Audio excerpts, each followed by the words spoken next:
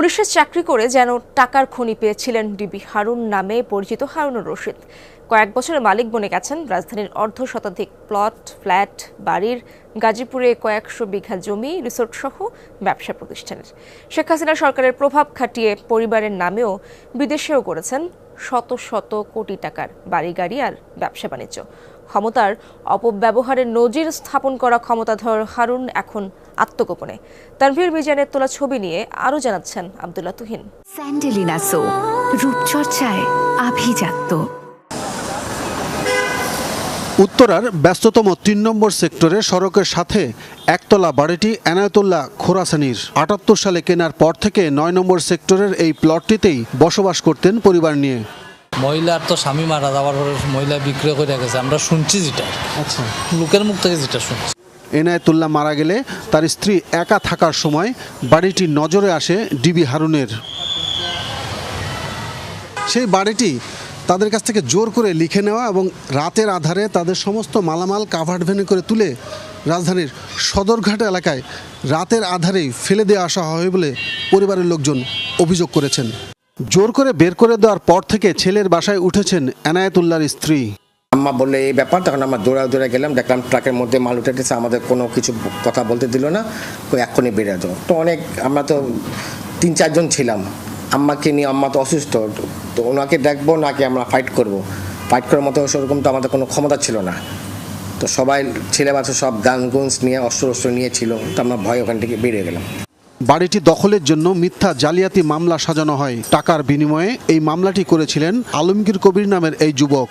অবৈধ দখলদার হিসেবে এই বাড়িতে বসবাস করতেছে এবং সে তিতাস গ্যাসের মিটার, রাজুকের কাগজপত্র টেম্পার করে সে করছে, এই বাড়িতে বসবাস করতেছে এবং এই রাজুকের কাগজপত্র টেম্পার করে সে এখানে মিটার নামাইছে। এইগুলোর জন্য একটা মামলা করার জন্য আমারে বলছে। সে যখন দখল করে হারুন সাহেব ওইখানে তখন স্টিল দাঁড়ানো ছিল, গাড়ির ভিতরে বসা ছিল। এরকম কতগুলো প্লট আমার জানা মতে মানে ওদের প্লট এই উত্তরাতেই প্রায় 40টার মতো প্লট আছে, মানে আমি এগুলো চিনি আর কি। এগুলো সবগুলা প্লটই মনে করেন যে দখল করে নিচ্ছে এবং যে প্লটগুলোর মধ্যে মনে করেন যে একটু ঝামেলা আছে, মালিক বাইরে থাকে বা মালিক মারা গেছে, অন্য মানে মালিকের আত্মীয় স্বজন দখল করে আছে, ওদেরকে টাকা পয়সা দিয়ে উঠায় নিয়ে, ডিবি পয়সা উঠায় নিয়ে বা বিভিন্ন জায়গায় উঠায় নিয়ে মারধর করে লেখা নিয়ে নিত, পরবর্তীতে রাজুকে আবার ওদেরকে দিয়ে হাজিরা দেওয়া হইত। একই সেক্টরে ৭ নম্বর রোডের ৫ নম্বর প্লটটি হারুনের শ্বশুরের নামে। 10 কাঠার ওপর 10 তলা মার্কেট তুলে ভাড়া দেয়া। দেখভাল করেন হারুনের মামা হিসেবে পরিচয় দেয়া জাহাঙ্গীর। ছাত্র জনতার অভ্যুত্থানের পর থেকে মার্কেট ভবনের অফিস বন্ধ। ভেতরে কেউ আছেন?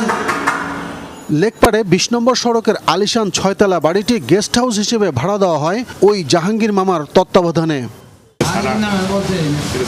মালিকের নাম বলতে পারেন না? নাম্বার আছে?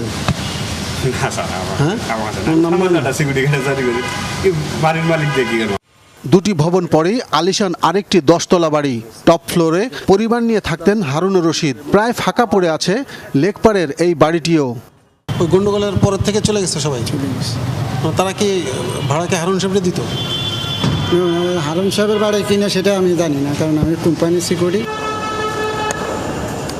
5 তারিখে ছাত্র জনতার গণ অভ্যুত্থানের পর অর্থাৎ সন্ধ্যার পর থেকেই তার নিরাপত্তার দায়িত্বে থাকা যে পুলিশ কনস্টেবলরা ছিলেন তারাও এই বাড়ি ছেড়ে চলে যান।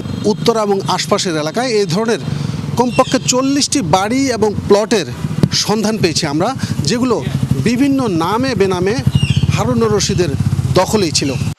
ঢাকার অদূরে গাজীপুরে শিল্প প্রতিষ্ঠান মালিক, ব্যবসায়ী, বিভিন্ন রাজনৈতিক নেতাদের জিম্মি করে মোটা অঙ্কের টাকা আদায়ের অভিযোগ আছে হারুনের বিরুদ্ধে। জেলার এসপি থাকা অবস্থায় প্রভাব খাটিয়ে রিসোর্টের মালিক হয়েছেন, জমি দখল করেন। শ্রীপুরের সবুজ পাতা নামের বিলাসবহুল রিসোর্টটি হারুন করেছেন খালা মিনারা বেগমের নামে। তার নামেই বিদ্যুৎ বিল পরিশোধ হয়। আরও একাধিক বিলাসবহুল রিসোর্টের শেয়ারের মালিকানা স্বজনদের নামে করিয়েছেন বলেও অভিযোগ আছে হারুনের বিরুদ্ধে। আমাকে বললো যে তুই তোর ফ্যামিলির সাথে কথা বল, তুই যাতে টাকা 5 কোটি টাকা দিয়ে দে, 5 কোটি টাকা দিয়ে দিবার পর তোরে ছেড়ে দিবি। আমি বললাম 5 কোটি টাকা দেওয়া হয়ে আমার নাই, আমার কাছে 5 কোটি টাকা নাই। তখন হয়তো আমার এসের সম্পদ বিক্রি করলে 5 কোটি টাকা হবে, আমার এই সময়টুকু তো দিতে হবে 5 কোটি টাকা দেওয়ার মতো। হারুনের গ্রামের বাড়ি কিশোরগঞ্জে। সেখানে হাওড়ে গড়ে তুলেছেন বিলাসবহুল প্রেসিডেন্ট রিসোর্ট। সারা দেশে আলোচিত এই প্রেসিডেন্ট রিসোর্টের ব্যবস্থাপনা পরিচালক হিসেবে দেখভাল করেন হারুনের ভাই ডক্টর শাহরিয়ার। আব্দুল্লাহ তুহিন, যমুনা নিউজ, ঢাকা।